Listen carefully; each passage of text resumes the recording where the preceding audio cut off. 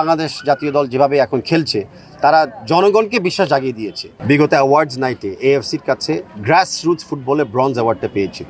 মানে আমরা একদম প্রান্তিক পর্যায়ে যে আমরা ফুটবলটাকে ছড়িয়ে দিতে সক্ষম হয়েছি গত এক বছরে, সেটা একটা স্বীকৃতি আমরা পেয়েছি।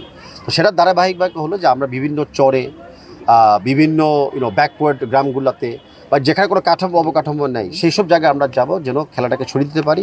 আর সেই সব জায়গা থেকে আমরা বিশ্বাস রাখি যে অনেক ট্যালেন্টেড ইয়াং প্লেয়াররা আছে, মেয়ে এবং ছেলে, তাদেরকে আমরা তুলে আনতে চাই, যেটার জন্য আমরা গ্রাসরুটস প্রোগ্রাম ডেভেলপ করছি। আমরা তরুণ উৎসবের আন্ডারে আমরা বিভিন্ন ফেস্টিভ্যালস তৈরি করতেছি। আমি বিশ্বাস করি যেখানে ট্যালেন্ট থাকবে সেখান থেকে আমরা খুঁজে বার করতে পারবো। আর সেটা করার জন্য আমাদের বিভিন্ন জেলা এবং উপজেলা লেভেলে যে লিগগুলি দীর্ঘদিন হয় নাই, সেই লিগগুলোকে আমরা আবার চালু করতে হবে যেন চলমানটা থাকে খেলা।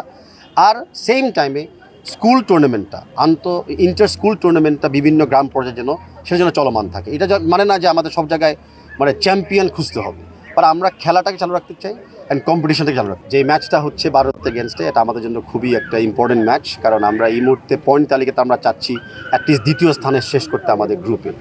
আমরা যতবার এখন মাঠে নামি আমরা বিশ্বাস রাখি আমরা জিততে পারবো না, আমরা জিততে চাই। আর বিশেষ করে বাংলাদেশ জাতীয় দল যেভাবে এখন খেলছে তারা জনগণকে বিশ্বাস জাগিয়ে দিয়েছে। সানবিট সব দিবে সামাল। সানবিট ম্যাজিক প্রেস ডিশওয়াশিং এর মাথা ঘোরানো সলিউশন।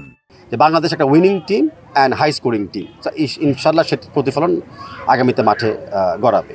আর এখন থেকে আগামী 5 বছর পরে যেটা আমি বলছি যে আমরা এখন 13 থেকে 14 বছর শিশুদেরকে নিয়ে আমরা কাজ করতে চাচ্ছি, কিন্তু অ্যাটলিস্ট আগামীতে যেন আমরা ডেফিনেটলি এশিয়া কাপে আমরা কোয়ালিফাই করতে পারি আর অলিম্পিক্সে আমরা কোয়ালিফাই করতে পারি। এতটুকু ভিশন আমি রাখতে চাচ্ছি ইন নেক্সট 5 ইয়ার্স।